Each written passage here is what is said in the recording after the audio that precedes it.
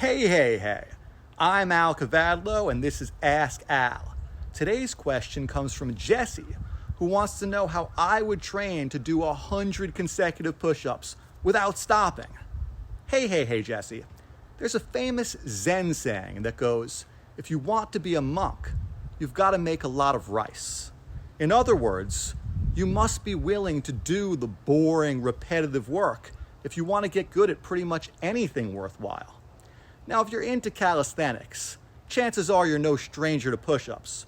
But if you're serious about that goal of doing 100 in a row, you better be prepared to do a lot of push-ups for a long time to come.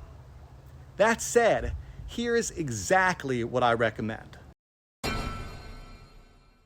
First, make sure your form is on point. That means a minimum of 90 degrees of flexion along the outside of the elbow at the bottom of each rep, and a full extension at the top. It also means that your feet are together and that you keep a straight line from your heels to the back of your head throughout the entire range of motion. Once you've got that sorted, make it your mission to do those 100 reps in a single workout, no matter how many sets it takes, even if that means you're doing sets of just 1 or 2 reps at a time by the end. Now, you're allowed to take as long of a break in between sets as you need, and I want you to focus on keeping your form clean, so try to avoid going to failure.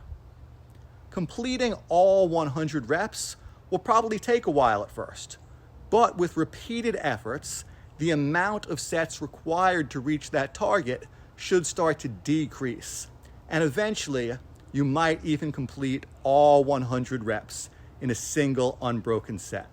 Just be careful not to sacrifice your form to get there.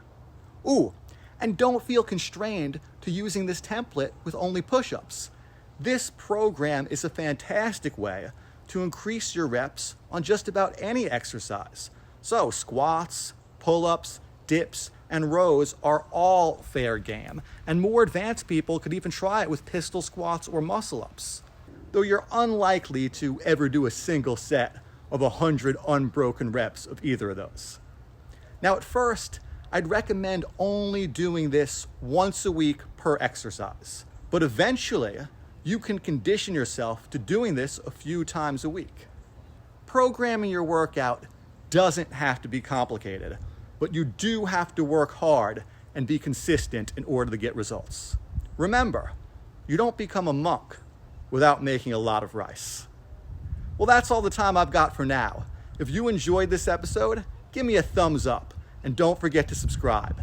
And if you've got a question for me, drop it in the comments below and maybe I'll answer yours next time. Till then, I'm Al Kavadlo and we're working out.